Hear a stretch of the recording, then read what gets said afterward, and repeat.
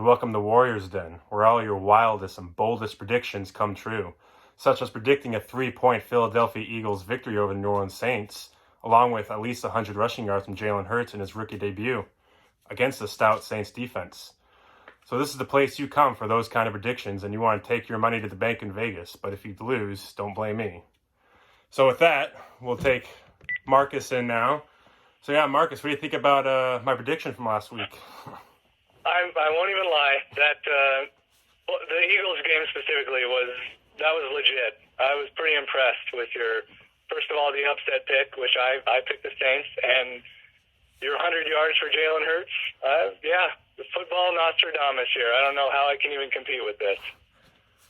Yeah, like I'm saying, I was shocked too. Like I remember I was watching the game, I was seeing his stat line creep up there, the rate each rush, and I was like getting more and more excited. Like I couldn't believe I was going to hit that. Like I should have taken a trip to Vegas last week. I guess I probably could have been rich this week.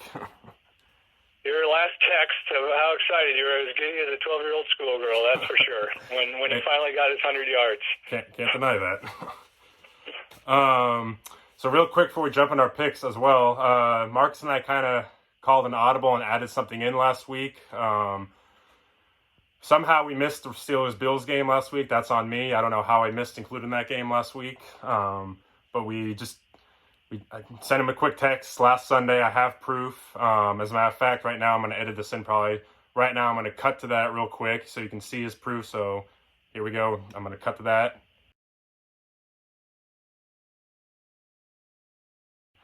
All right, now we're back.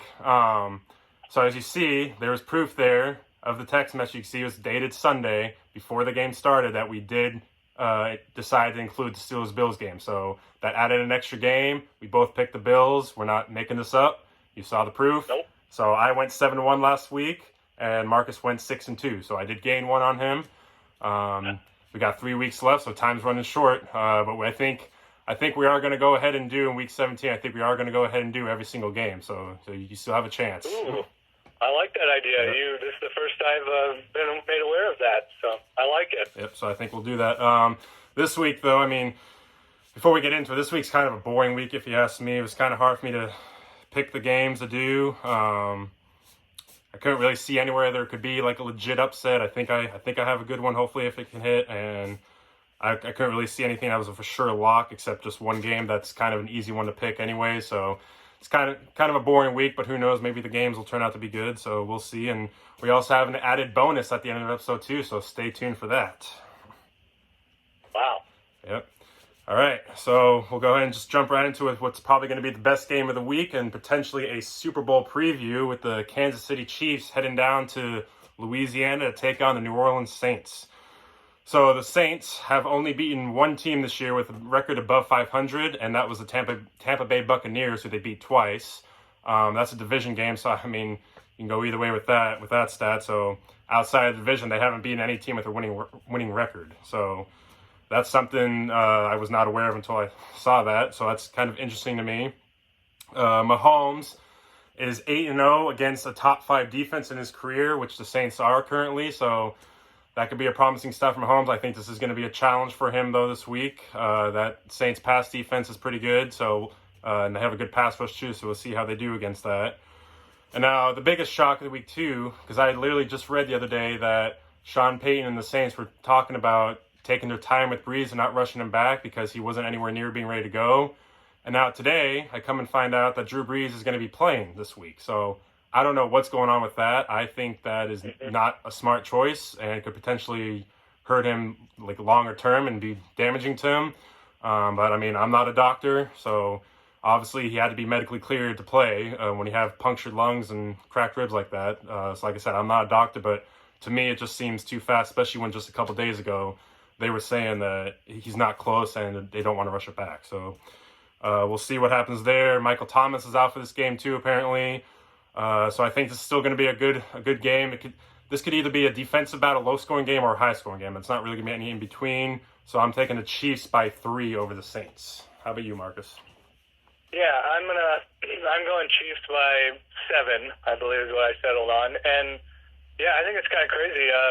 I don't know that they I think they're going to lose this game regardless. So I don't know that they needed to bring Drew Brees back just yet. It seems a little crazy. Just like you said, I was shocked when I read that they were going to play him in this game.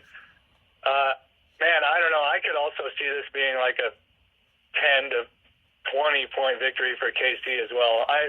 I'm not so sure that Mahomes will struggle. I know they have a good defense, and Mahomes hasn't been godlike every game this year, but he still is godlike at the quarterback position. And while they do have a good defense, I don't think that I'm going to see.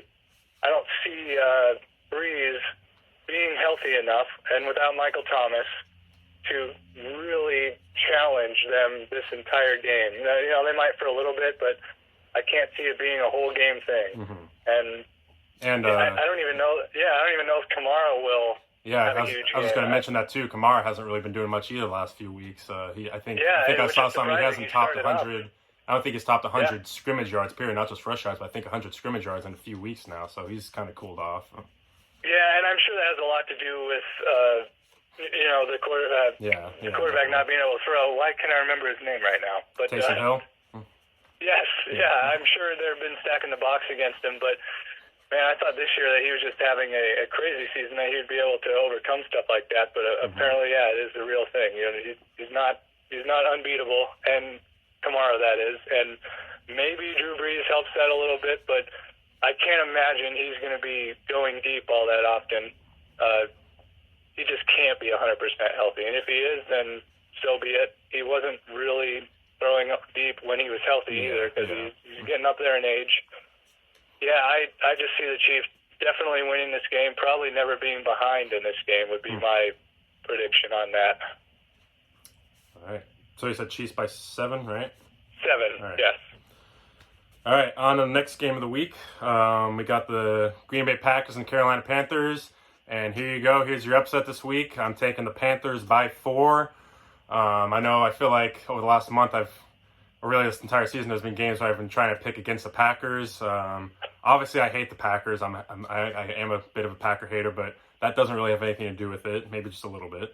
I just think that the Panthers, even though they don't have McCaffrey still, I think that they can expose the Packers' Achilles heel in this game, which is their run defense and just really the defense against running backs in general, because not only are they not that great against the run, but they also aren't great against running backs who can catch the ball as well. So they just seem to struggle with running backs no matter whether it's pass catching or straight on running.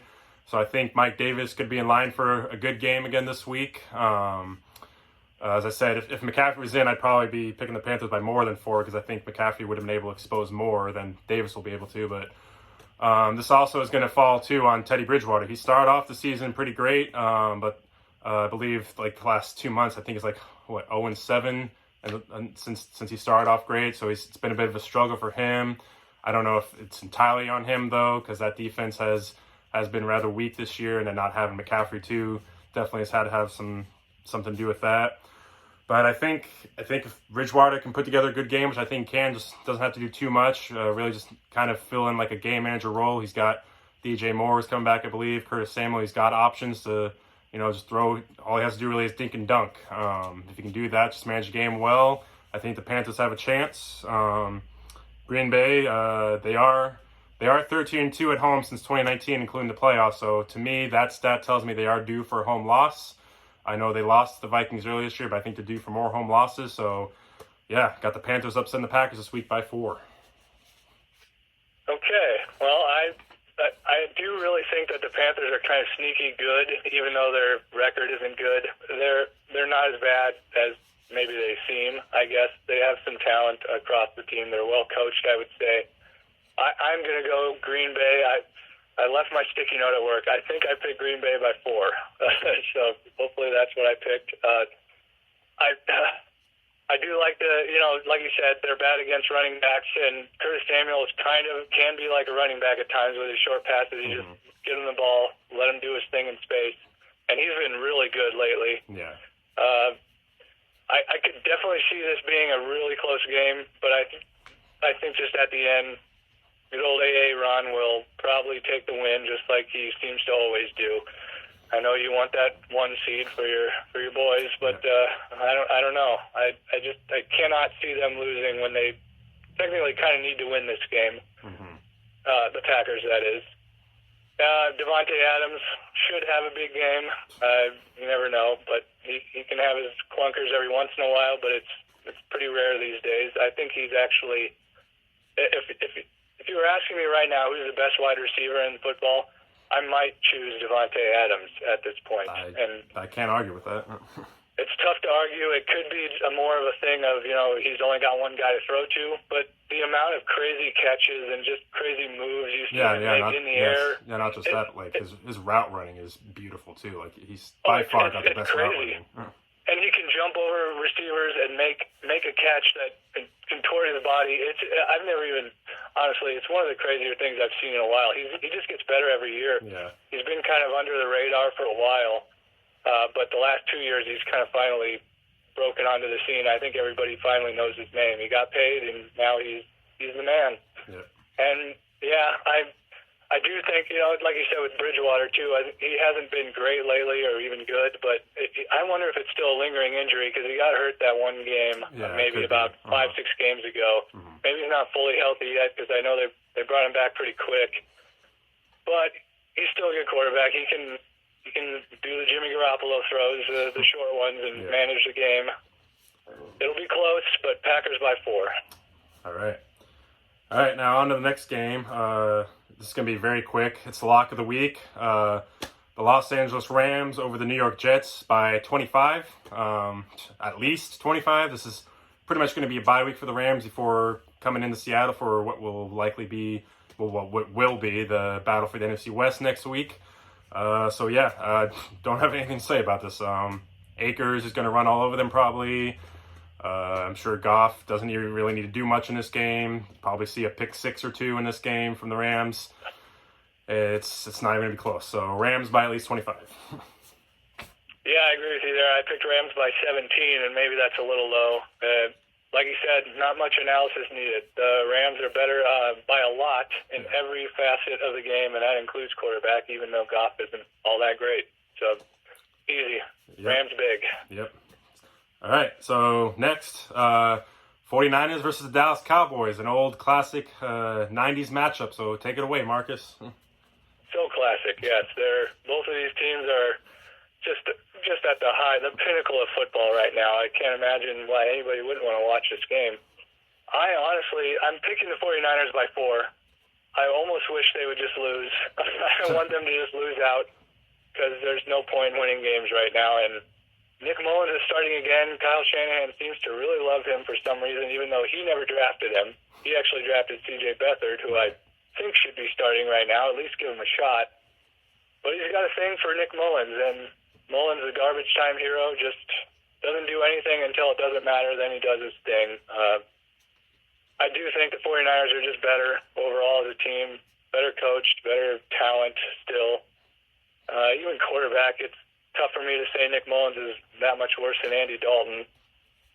Yeah, I'd probably say Dalton's better. I think the only person worse than Mullins is probably Nathan Peterman. Oh, well, there you go. Wow, Nathan Peterman. I kind of forgot about that guy. Is he still in Oakland? Yeah, he is. Wow. All right. Yeah, trust me, I hate Nick Mullins more than most things in this world right now, especially the sports world. And I cannot stand him being out there anymore. I would like him to just throw a pick 6 right away, and then C.J. Beathard comes in, and I think they easily win, the 49ers still. But if Mullen plays the whole game, they should still win, but I wouldn't put anything past him, that's for sure. Mm-hmm. The 49ers could easily lose this game with Nick Mullins. But the running backs are, Mostert's going to play, and Jeff Wilson's going to play. Deebo Samuel is out for the season, which he needs to get into better shape, I think. He's looking a little pudgy around the midsection, and he's got a lot of soft tissue injuries recently. So it's one thing he needs to maybe get on the exercise bike a little bit if he wants to realize his potential, which is great. George Kittle's not going to play. He practiced, weirdly enough. I wish he would just sit the rest of the year as well, but he's not going to play. Still, they're better in every position. Maybe then besides quarterback. I think the 49ers should win this game, but I would not be surprised if they lose. All right. Well, yeah, I'm also going to take the 49ers by 2. It's just be either way for me. But yeah, 49ers by 2. I feel like you pretty much summed everything up I feel like I was going to talk about too. Although I'm on the end, I know you'd rather just lose out and get a better draft pick, but I think I'd be fine with you winning these next 2 games than losing the last game of the season. I'm sure you would. Yeah, I'd be fine with that because I don't want you to get better draft position because I know that your team is still really good when they're healthy, so I don't want you getting any more good players. But yeah, I guess, I mean, I have the stat here because you've hit on everything I was going to say. Dallas is 5-1 in the last 6 games against San Francisco. So if that means anything for this game, I think Brandon Ayuk's going to have a big game in this one. Got him in another fantasy league, so I might start him in that one. But I think, 'cause the Dallas defense it's gotten better as the year's gone on, but still obviously is kind of trash. So I think Ayuk's in for a big game this week. And 49ers by 2.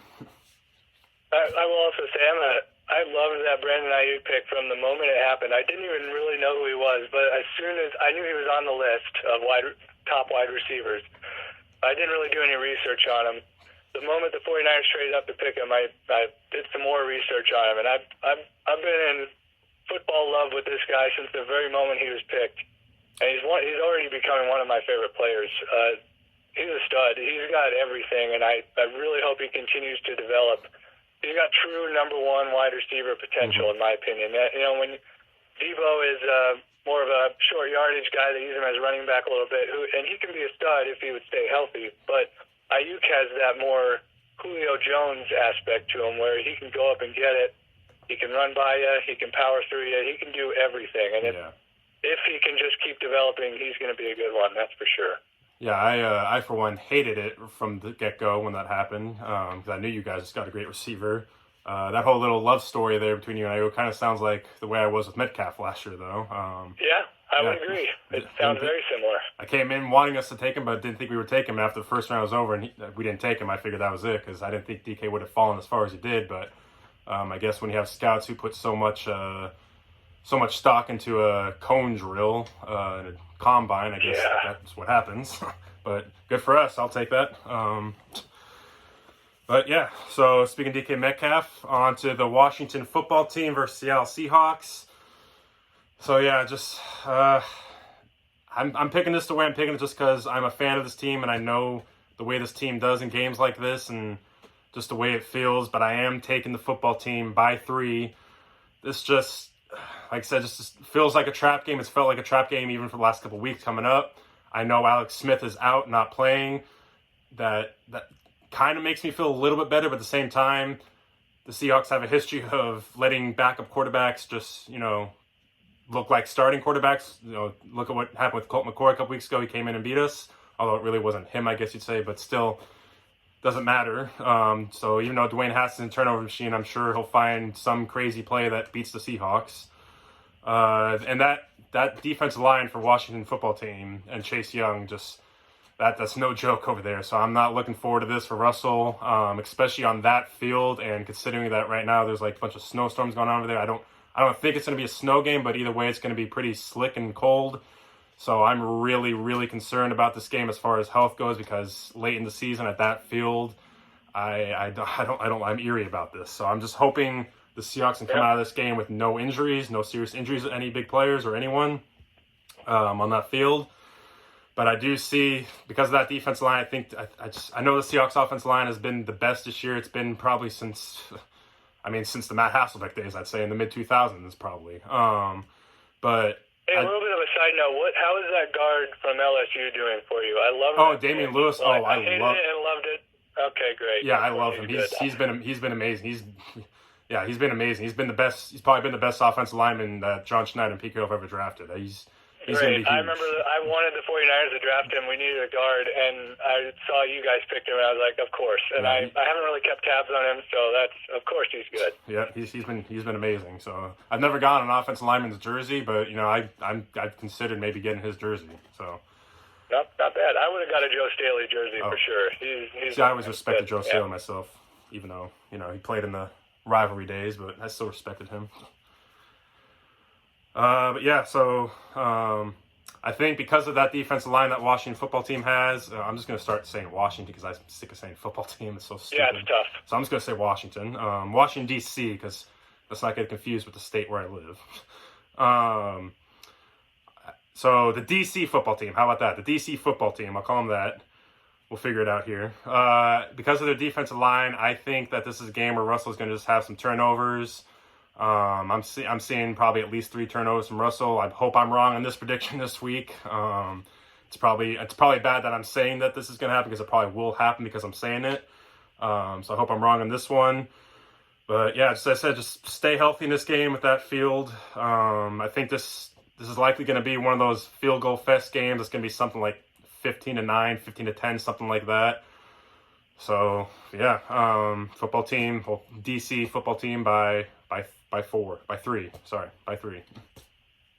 Well, I'm a little bit more on the Seahawks side on this one. I think I'm going Seahawks by 8, actually. And I do agree with you. That defensive line is absolutely crazy. I saw it firsthand last week. I picked the 49ers to win, even though I pretty much knew they were going to lose. I don't know why I did that. It was a dumb pick. I could have been 7-1. But Chase Young and Montez Sweat are just animals. I'm not a huge fan of John Allen and whoever their other defensive tackle is in the middle. They're okay.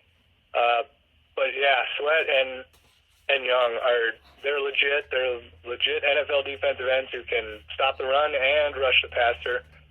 And they will definitely give you some problems. I kind of think that maybe you had a get-right game last week, though. Yeah. I guess I forgot to mention that. Maybe. Yeah, we finally did blow out a team last week. Yeah, finally. Yeah, how was that? You got to relax. I think that was the first time we blew out a team like that since, sorry to bring this up, but since the December, the next last game in 2012 when we beat the Niners 42-13. I think that's the first time we actually blew out a team since then. So. Wow, if that's true, that's pretty crazy. Geno Smith sighting, and nobody even got hurt. That's kind of weird. Yeah. I think you guys had a bit of a get-right game last week, and I don't know that this will be all that out of your reach or all that close the entire time. I think you're going to be kind of handling this game most of the game. There might be a time or two here where maybe Washington makes it look like it's going to become a game, but I cannot see Dwayne Haskins doing much. Your defense has been playing pretty good lately. Mm-hmm. And I saw him, the Niners almost came back and won that game after Alex Smith went out because Haskins is not good. He didn't really move the ball. They had some good rushing yards even without Gibson, which I don't know if he's coming back or not, but either way, with Gibson, without Gibson, I think the Seahawks win by 8. I just think they're overall a better team, and Dwayne Haskins will be the Nick Mullins of the Washington football team. All right. I hope you're right. I do. Yeah, I'm sure you do. All right, so before we go, we have a little extra bonus this week. So it is the first week of the fantasy football playoffs for the league Marcus and I play in. We're an 8-man team, an 8-man league. So we do playoffs week 15 and 16. 4 teams make the playoffs. So you're looking at the number 1 seed right here, but it probably doesn't matter because the number 4 seed, Marcus, has been on a tear himself lately, and it's probably it's a team I did not want to face in the first round. So I'm not feeling good about this.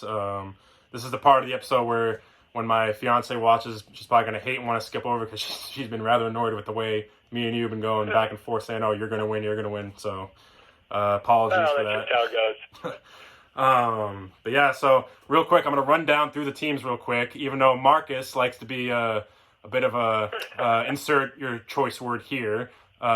In the way that he doesn't set his lineup until the last minute. He likes to make you think like what's going to happen or who he's going to play. He doesn't want to show you the projection, so that's always good and fun to make you stress out even more. But I'm going to give what I believe he is going to put as a lineup, and he already had a couple guys play last night, which probably already beat me. But so let's see. So at quarterback, he had Justin Herbert, which was a good play. I was hoping he would have gone with Watson, but you went with the right play and chose Herbert, got you 28 points. We'll see, but yeah. At running back, so Mostert is playing, so I know you picked up Jeff Wilson case, but I'd see Mostert's playing, so I'm pretty sure you're going to be playing Mostert at running back. And then James Robinson as well. I'm pretty sure you're going to be playing James Robinson. And then at wide receiver, of course, you're going to play Devontae Adams. He's going to get you another 30 to 40 points probably. Then probably Ayuk. I don't see why you wouldn't play Brandon Ayuk in this game. And then tight end, you got Darren Waller, who got you 30 points last night. So that's all cool and fine and dandy. That's just great. And then flex, I don't see how you don't play A.J. Brown against me when I traded him back in week 1. I've had some moves. I've had some good moves this season, some good trades, but that is the one that has haunted me and is obviously going to come back and bite me in the butt this week. So, well, yeah, why wouldn't you start A.J. Brown when he's been on a tear too? Then the defense, you got the L.A. Rams, who are probably going to get you at least 25 points, probably going to get a couple touchdowns in that game. And then your kicker, the rookie out of Indianapolis, Rodrigo Blankenship, right? Is Rodrigo, right? It's Rodriguez. Rodrigo? Yeah, I think so. Yeah, Blankenship. So yeah, that's Marcus's team. Now my team, I've got Patrick Mahomes at quarterback, Chris Carson and Mike Davis in my running back spots, Robert Woods and Tyreek Hill in my receiver spots. Then I got Travis Kelce, and I got Cam Akers, rolling with Cam Akers in my flex this week against the Jets. I think he should have a good game. I'm still kind of torn between him and Justin Jefferson though, but I like Akers' matchup better. Ooh. Wow, that's kind of a decision there. You're right. Yeah, so I'm still kind of debating that one, or even debating Woods or Jefferson. But I think what I have, I'm rolling with. Pittsburgh defense Monday night. It's probably going to come down to Monday night then with the Pittsburgh defense against the Bengals. I will say if I'm up by like 5 points still going into Monday night, I'm going to take the defense out because now the Steelers should not get less than like 5 points or negative points against the Bengals, but I saw last week that, like in the comment section of Facebook, somebody posted a picture of their fantasy matchup. They had the Ravens defense, and heading into the night, they were up by like 2 or 3 points. Well, the Ravens defense ended up getting negative 4 points, I believe, something like that, and they lost. So that showed me now that if I ever have a defense, I don't care if you're up and you don't bench your defense, I would think you're a moron. So that's definitely the right move. That's not bad gamesmanship or anything. Some people say you got to play everybody. I don't know. You do whatever it takes to win, in my opinion. Yeah, you do whatever it takes. And you're going to win pretty easily with your... Well, then I've got Harrison Butker as my kicker. But yeah, that doesn't matter. You're going to be way up. You don't even need to play him. You're going to be up by 40. I've got you winning by at least 10 to 15. You had Herbert and Waller combined for 58 points last night. You're going to have Adams give another 40 probably tomorrow. No, you got Mahomes and Kelce. Oh, no. How could you possibly compete with Mahomes and Kelce? My fiance is going to hate this section of the video. Well, there's going to be way more on Facebook after this, so... Yeah, definitely. It's going to be a long weekend. So you heard the teams. Tell us in the comments or anything who you think's going to win. I'm hoping I can win, because if I lose, I feel like I'm going to be the Peyton Manning of fantasy football, because... Looking at my records the last 3 years, I've had to combine, I actually did some research, I've had to combine 35-7 record in the regular season.